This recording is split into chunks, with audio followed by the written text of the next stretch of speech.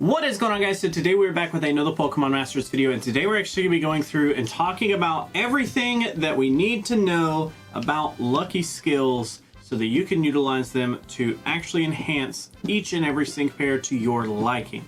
So let's go ahead and get into it.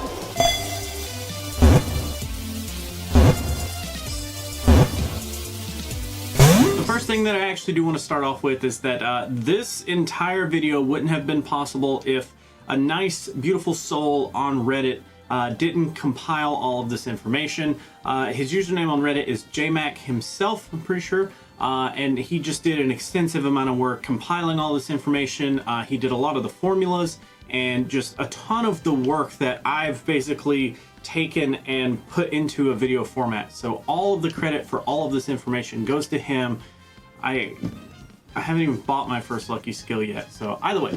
I definitely do want to mention him, and I will leave his guides down in the description below. There are 4 different ones, and I used all of those to compile the information that I'm going to portray to you in this video. So let's actually get started here. So lucky skills came into existence with the introduction of the Battle Villa, and boy are they going to shake things up here. So lucky skills are almost like a passive skill in the same sense that they aren't something that you manually activate or anything like that. They're just kind of like skills in the background providing some sort of effect from behind the scenes. So there's quite a few things that we need to know before we go and talk about each and every one of the skills. Each sync pair actually has access to 1 lucky skill slot at the time of this recording, and it needs to at least be level 80 to obtain that slot. So sync pairs basically are able to have 1 slot, but you have to at least have them at level 80 before that slot becomes available to you. The way that you actually unlock that slot is by using lucky scrolls. So these are actually obtained through various different things in the Battle Villa, and each sync pair is going to need the same amount of lucky scrolls as their natural star rarity. So for example, Pikachu only needs 3, even if you have him promoted to 4 or 5 stars. Hal will always need 4, whether you've promoted him to 5 stars, and Brandon will also need 5. Even after you promote a sync pair, it's quite nice that you don't have to pay that extra lucky scroll to, actually activate their lucky skill. So once you actually use the lucky scrolls on your sync pair, you'll be able to unlock the slot, and then you can start to unlock the different skills themselves. There are multiple different types of skills, and basically these are all noted by different types of cookies. So based on whichever type of cookie that you use, you're going to get different types of skills. For example, there are crunchy, creamy, crispy, and chewy types of cookies. So crunchy cookies are mostly going to deal with damage increasing skills, plus some additional effects for certain moves. Creamy cookies, this is going to be really hard to say, are skills that will mitigate / outright prevent stat reductions, plus some crit immunity is also thrown in there. Crispy cookies are skills that either mitigate or flat out protect against status conditions and damage from the weather. And then chewy cookies are skills that reduce damage from a specific type of attack. Crunchy, creamy, and crispy cookies all have different rarities. There are 1 star, 2 star, and 3 stars. So let's actually take a look here. If we go into our bag, at the very bottom here, you can see we do have a ton of lucky cookies. So this, you can see, is a crunchy lucky cookie. It is a 1 star. We also have a 3 star variant of that. And then we do actually have the creamy cookie, which we do have a 2 and a 3 star variant of that. We also have the crispy cookies, which, as you can see, 3 star variant. And then we do have the creamy cookie. So there's only 1. There's not a different variant of the creamy cookie, but we'll talk about that in a little bit. Something interesting right before we get into these skills here. If a sync pair already has a skill that has a numbered name, like think Roxanne or Cynthia with Surging Sand 5, and you get another instance of it as your lucky skill, the effects are kind of added together. So for example, if you have Roxanne who has Surging Sands 5 and you end up adding Surging Sand 3, they basically combine to make what would be the equivalent of a Surging Sands 8. So we'll kind of touch on that here in a second, and I'll kind of explain what that really means, because it's kind of hard to understand without talking about the skill. So let's get into these skills. So the first ones that we're going to go over are the crunchy cookie skills, and remember that these skills will mainly pertain to increasing damage or providing additional effects of certain moves. So our first one that we're going to go over is Power Reserves 1 and 2. There are 2 different variations, and there are going to be a ton of variations for these, and it'll make sense why there's variations here in just a second. So basically, Power Reserves is going to power up moves in a pinch. The way that this works is it will provide an additional 1 plus x divided by 10. That's the formula that it's going to use to apply this effect. Basically, it's going to apply that multiplier to your attack when your HP reduces down to the orange level, around 33% HP. So the way that this is going to work is X is actually equal to the number of this exact skill. So Power Reserves 1 is going to do 1 plus 1 divided by 10. So it will do a 1.1 multiplier to your moves whenever you reach the 33% threshold. So Power Reserves 2, for instance, is going to get a little bit better. So it will do 1 plus 2 divided by 10. It will get a 1.2 times increase to your moves, which is going to, of course, be better. So whenever we start talking about like the numerical ones here, as you add up to higher numbers, the effect basically gets greater and greater as you go. So that's going to be Power Reserves 1 and 2. Pretty good. Next, we actually have Surging Sands. We are going to do 3 variants here, 1, 2, and 3. Basically powers up moves in Sandstorm. This is kind of already a passive skill that other Pokemon already have. Basically, it's going to provide an additional 1 plus x divided by 10, here again, multiplier to your damage when Sandstorm is in effect. So basically, if we have 1, it's going to provide 1.1 times multiplier, 1.2 for the 2, and 1.3 for Surging Sands 3. So the way that this stacks, you remember we talked about Roxanne. Roxanne already has Surging Sand 5. If we added Surging Sand 3, it would basically have the effects of 3 plus 5. So it ends up being a 1 plus 8 divided by 10. So you eventually will get to 1.8 times damage added or multiply or onto your damage. Like, does that hopefully make more sense than the way that I suck at explaining it? But Surging Sands, all of those are, you know, going to be for basically Sandstorm, which is cool, I guess. Next, we have Gritty 1, 2, and 3, which powers up moves if a Pokemon is affected by a status condition. So again, the same formula applies here. 1 plus x divided by 10, where x is going to be the skill level. Basically, it's going to add that multiplier whenever you are poisoned, badly poisoned, paralyzed, or burned. So that actually works out kind of cool against certain sync pairs. Think about Chantal and Chandelure. They burn themselves. It's kind of their whole little gimmick. Plus, it adds some more damage on top of that. So that's actually pretty cool.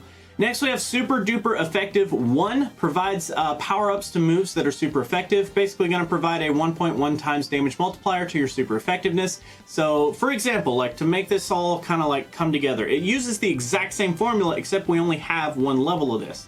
So, if you were to normally do 100 damage, Super Duper Effective 1 brings it and gives it a 1.1 times multiplier, bringing it to 110 damage. Then the super effective multiplier comes into play and leaves you with a 220 times damage. So it's going to power up the move before you end up applying super effectiveness, which is even crazier. So keep in mind that that's pretty cool, but it applies everything before it applies the super effective times 2 multiplier, which is really cool. Next, we have Power Flux 1, 2, and 3. The fuller the move gauge, the more this powers up moves. This formula is a little bit more complicated. It's going to increase your damage by a multiplier determined by 1 plus x x times c plus g divided by 100 is going to equal the full multiplier. So x is going to be the skill level, whether it's Power Flux 1, 2, or 3. C is going to be the cost of the move, and then g is going to be the gauges you had prior to selecting the move. So think about, let's take Charizard for example. So we have 1 plus x, let's say we have Power Flux 3, so 3 times. Then we're gonna have C for the cost of the move. Let's say we're using, you know, the big boy, 4 old bars. That's gonna be 4, plus G is the gauges that you had before selecting the move. So let's say we had full bars at 6. So 4 plus 6 is 10, and then times the 3, because we're on Power Flux 3, is 30. So 30 divided by 100 is a 0.3, so 1.3 times multiplier to the damage. Holy cow. That will, to the move. It's gonna power up the move 1.3 times. Like, That's actually pretty crazy. That's a lot of damage. So Power Flux basically is going to be nuts. Critical Strike is next. We do have a variant of 1 and 2, so powers up attacks if they become critical hits. So your damage is actually multiplied by 1.5, which is the base crit modifier here. And then this Critical Strike is actually going to equate to a 1.8 multiplier or a flat 20% increase in damage. So basically, after all the math boils down, it equates to a 1.8 multiplier or a flat 20% increase in your damage, which is amazing. That's actually really good. Next, we have Power Chain 1 and 2, powers up moves when the Unity bonus is in effect. So it adds a point X, where X is the skill level, whether it's a 0.1 or 0.2, to your Unity damage multiplier. The default is 1.2, so it's going to increase the damage dealt when you have a Unity bonus in co-op, which is actually cool. We next have Hit and Run 1 and 2, has a small chance of raising / occasionally raises the Pokemon speed after it uses a move. After each successful move, basically you have a 10 times X%. So if it's 1, it's 10% chance where, you know, you basically increase your speed by 1 stage. If it's a Hit and Run 2, you have a 20% chance to increase it by 1 stage, which is actually kind of nice. Next, we have Mad Strength 1 and 2, which has a small chance of raising / occasionally raising the Pokemon's attack whenever it is a successful attack. After each successful move, it has a 10% or a 20%, depending on which one you have, of raising your attack. Defense Crush has a small chance of lowering / occasionally lowers the target's defense whenever an attack is successful. Basically, you have a 10 or 20% chance, just like before. Next, we have Static, which has a small chance of raising / occasionally raises the Pokemon's defense after it uses a move. So after a successful move, you have a 10 or 20% chance of increasing your defense by 1 stage.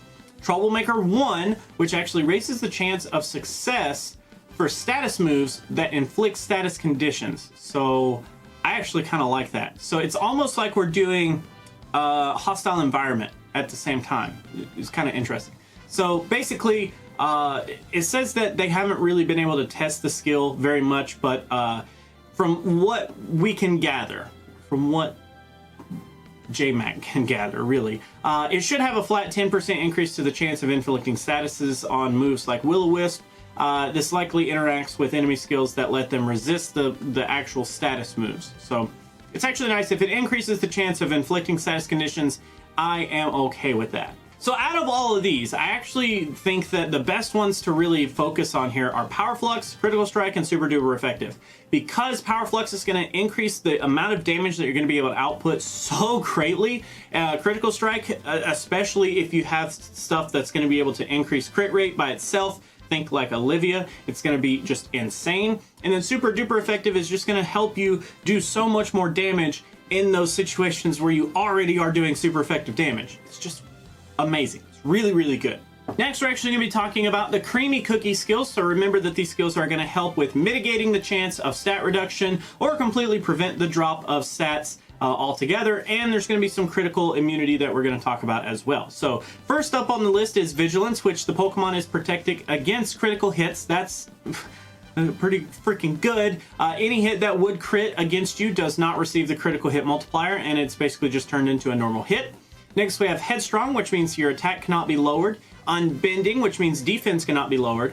Dauntless, which means special attack cannot be lowered. Stalwart, which special defense cannot be lowered. Haste, which means speed cannot be lowered. And Acuity, which accuracy cannot be lowered. So all of those are like just bonkers good. I really, really like all of those. And not only does it like prevent the enemy from dropping those stats, it prevents you from doing that to yourself as well. So that's actually really, really good. So really quick, the next ones that we're going to go over are basically mitigation. And these are going to have levels to them between 1 and 9. And depending on how high that number is, it's how likely you are to mitigate the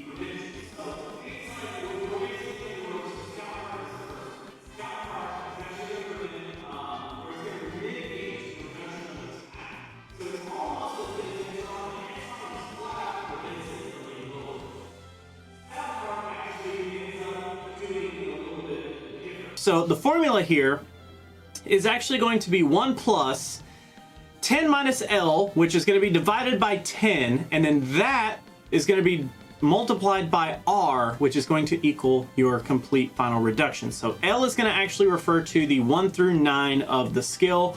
R is going to be the reduction variable, and then D, of course, is going to be the final reduction. So basically that final reduction is going to divide your stat by that value and give you the stat amount you're left with after this skill is applied. Basically, it's going to boil down to an amount that you're going to be reduced by. It's not necessarily like a chance that you're going to get reduced. It's not like you have a 90% chance. If you have Stout Heart 9, it's not like you have a 90% chance of dodging an attack being dropped. It's that you have a 90% reduction of the amount that you would normally get dropped. Hopefully that makes a lot of sense. So Stout Heart 1 through 9 is going to mitigate the reduction of attack. Trained Body is going to mitigate the reduction of defense. Steady Resolved is going to mitigate the reduction of special attack. Trained Mind is for special defense. Sudden Spirit is for speed. And Mind's Eye is for accuracy. All of this gets really, really complicated. Again, if you're very interested in this kind of stuff and want to boil it down to a little bit more than just the talking point, I, again, will leave those links down in the description for you guys to go and delve a little deeper than I can in this video.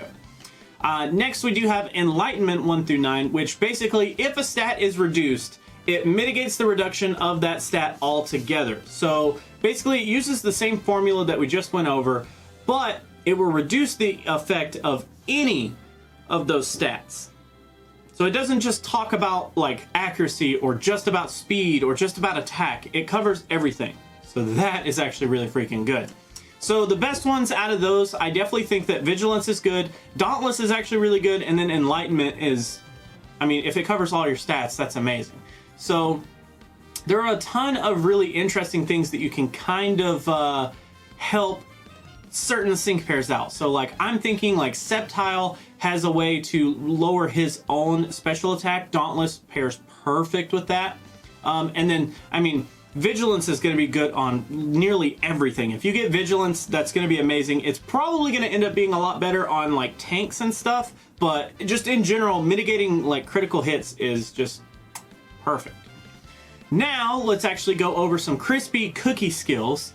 For this, we're actually going to try to remember these are going to deal with status conditions. I'm getting a little wordy here, and weather. So we're actually going to go over weather first. So we do have Sand Shelter. Protects the Pokemon from damage from a sandstorm. So without this skill, every sync pair in the game would take chip damage. Usually it's roughly about 3% of your max HP every turn from the sandstorm. This skill actually prevents that damage from happening completely. Next, we have Snow Shelter, which is the exact same thing, except it's for the Hailstorm. So you don't actually take that rough 3% max HP damage every turn whenever you do something. That's pretty good. All right, so as far as the status conditions go, we do have Antitoxin, which prevents the Pokemon from getting poisoned or badly poisoned. Basically, if you have this, it's going to prevent that from actually happening to you. Next, we have Flameproof, which prevents burn. We have Lithe, which prevents paralysis. We have Antifreeze, which prevents frozenness. And we have Wide Awake, which prevents falling asleep. Also, Clear-Headed and Unflappable are in here. Well, there's actually quite a few more. Clear-Headed is for confusion, Unflappable is for flinching, and Escape Artist is from trapped. So, those are like the top echelon of like what you really want out of this section. Next, we basically go into Poison, Burn, Paralysis, Freeze, all the exact same things, except these are lessons. So you might have seen Lesson Poison or Lesson Burn on a boss in an event. These are, it basically gives a reduction to the amount of damage that you're gonna be taking if you are inflicted by one of these status conditions. If it doesn't deal damage to you, like Frozen doesn't deal damage, it's just reducing the time that you will spend in that state. So the actual formula here is 10 minus X, all divided by 10, where X is actually going to be the skills level. So on Lesson Poison, for example, if we have a 9, so we're going to do 10 minus 9, which is 1, divided by 10, which is 0.1. So we have a 0.1 multiplier to the damage that you would take normally when you're taking poison or bad poison damage. So if you were to take 100 damage from poison every single turn, Lesson Poison 9 would end up giving you the 0.1 multiplier to that damage, making you only take 10 damage instead of the 100. So you get a 90% reduction in the damage that you would take, which is bonkers. That's actually really good. So there's one for poison. There's a lessen poison, lessen burn, lessen paralysis. Paralysis is going to start the ones where you don't actually take damage. It's just going to mitigate the reduction of speed due to paralysis for that one actually. And then burn is actually going to mitigate the reduction of attack due to being burned. Freeze is going to lessen freeze, is going to shorten the time spent frozen. Lessen sleep is going to shorten the time spent asleep. Lessen confusion is going to reduce the chance of attacking oneself during confusion. That's actually pretty cool. Flinching shortens the lessen flinch, shortens the time flinching. And then that's pretty much it. So I mean, obviously I would much rather go with like flameproof than lessen burn. That's definitely where I would want to be, but I mean, I guess depending on, you know, how you end up doing it, you might not have the cookies to get it, but either way, next we're going to move on to the Chewy cookie skills. So if you remember, these are going to be skills specific to reducing the type damage from a specific type. So it gets a little wonky here because there's only technically one skill, but it's copied across all 18 typings in the game. So let's say you have normal guard. The skill itself is called blank guard. Whatever type you have is normal guard, dragon guard, fire guard, whatever. So this is going to reduce the amount of damage when the Pokemon is attacked by the type of that move. So for example, there was some math done here, and basically people have figured out that it is about a 40% damage reduction whenever you have that specific move. So if you were to take 100 base damage, and let's say that it's going to be super effective and do 200, without any outside multipliers, just flat out, no stat increases, exactly 100, plus the 2 times multiplier because it's super effective. After applying the multiplier from blank guard, so let's say it's dragon guard for whatever reason. After applying all of that, you're gonna get 200 times 0.6 multiplier. So you end up doing 120 as the receiving damage. You end up taking 120 damage, which is a 40% reduction from the full 200. So that's actually pretty cool. So that's all the skills that we have at the moment. I can imagine they're gonna add more and it's gonna get even crazier, but now that we know all of the skills, there's kind of a small way that we can kind of tell how we can get these. And I'll actually take a screenshot of this handy dandy little chart and show it on screen to you guys. But basically, depending on what type of cookie rarity you have. So here again, let's actually go back to my bag, scroll all the way down. So we'll just take a crunchy lucky cookie 3-star. So on the left-hand column in this chart, I'll try to put it like down here. You have a 1-star, 2-star, and 3-star on the very left-hand side. We are using a 3-star lucky cookie here. And what type of skill are we really going for? So if that skill has levels 1 or 2, so let's think about, what was it? Power Flux only has 1 and 2. Power Flux has 1, 2, and 3. So we'll use that for that example. Power Reserves only has levels 1 and 2. So Power Reserves, if we're using a 3-star cookie, I would only be able to get level 2. Make sense? So basically, you only get the highest level out of the 1 or 2 levels that are available in that specific skill. Levels 1 through 3, if you have like Power Flux has a 1, 2, and 3 variant, the skills will always be level 3, so you get the highest tier of that. If the skill has a level 1 through 9, like Lessen Burn, it will always be level 9. So if the skills don't end up having any levels, then all of those skills are going to be introduced into the pool of what you're going to be able to use.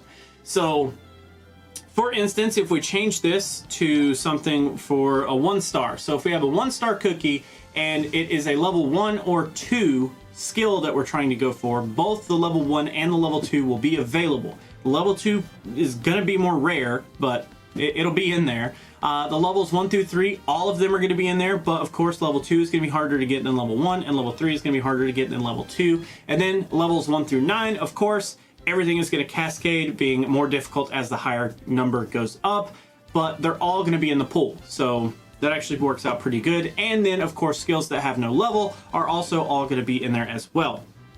So with that being said, if this chart for whatever reason is kind of confusing, I would expect it to be for some people. Over on Cerebi, they actually have all of the possible skills that you can get from a specific cookie. So let's say you're looking for Power Reserves 3. So you can basically go in here, and just to make it go a little bit faster, we're going to do Power Reserves 3. So you can kind of see every single instance. Well, Power Reserves 3 isn't available. Power Reserves either 1 or 2, you can kind of see, oh, well, I know if I want Power Reserves 2, I can use a 3-star Lucky Cookie and Crunchy Lucky Cookie, and it's the only Power Reserves that I can get. Granted, there are other skills that are going to be in that pool, but the pool is widely reduced compared to if I was using a 1-star Crunchy Lucky Cookie. I'd only have a 0.63% chance of getting that. Ooh, that's kind of low. Okay. So now that we've done that, I kind of want to do my first Lucky Cookie skill thing. So we're going to go into moves and skills, and I just kind of want to do this to show you guys how this is kind of performed. We are going to do this on Red because I think Red is definitely deserving of a Lucky skill. So we're going to go with a Lucky Scroll. Like I said, takes 5 because he is a 5-star. Now we have an empty slot. Now we can learn, and we have to choose whatever cookie we want. We want the best chance, so we need a 3-star Crunchy Lucky Cookie, okay? A 3-star Crunchy Lucky Cookie. That is a 3-star Crunchy Lucky Cookie. I'm making sure that I do that because I don't want to screw this up. So let's go ahead and do it. Yep, we will try that. Let's see what we get here. And we got Power Flux 3, holy cow! That's the one that I wanted. So the fuller the move gauge, the more this powers up moves. That is just phenomenal. That's great. So boom, we learned Power Flux 3. Easy peasy, easy as that. So that is actually good with me. So basically now inside of any kind of battle, anything, because it's attached to that specific sync pair, the fuller the move gauge is, whenever I perform a move, the more it's gonna power up that move. So that's actually really cool. I'm glad I got the one I wanted on first shot. So we get another Lucky Scroll for just learning a Lucky skill, which is good. So basically you have 13. If you were able to complete the Battle Villa the first go around, you have 12 available to you just for beating that. And then you have 1 available as soon as you learn your first skill. So you could do 2 5-stars and a 3-star. You could do a couple of 4-stars and have 1 left over, or 3 4-stars and have 1 left over. You could do several 3-stars and have 1 left over. However you want to kind of mix and match it, you can do exactly what you want. But what's really cool and really interesting about Lucky Skills in general is that you basically can either mitigate the downside to some sync pairs, like imagine, we talked about Sceptile. Sceptile being able to mitigate his special attack reduction is amazing. That's so good. So that is actually something that you can kind of prevent the downside of the Pokemon that already is amazing, and preventing their like drawback is just on top of that just so good.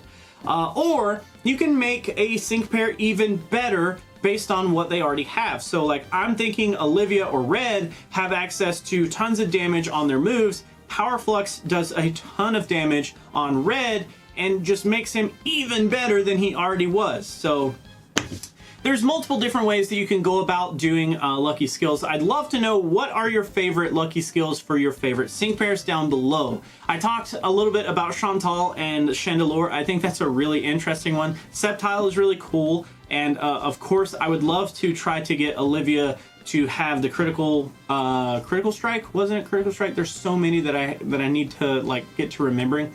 Either way though, so we're gonna leave it at that. If you guys have any questions about Lucky Skills, I will try my best to answer them down in the comments. If you need help, if somebody else knows more than I do, please correct me down in the comments, because all of this is still very new to me, but still trying to learn as best as I can. So we are going to hop in and do a quick sync pair scout, as we always do in every single video. So I don't really like have anything else to go for other than Red until a little later. As of this recording, some new sync pairs are coming out later tonight, or a new sync pair, so I'll be doing that very soon for myself. But on the count of 3, if you guys want to follow along, we're going to go in 1, 2, 3.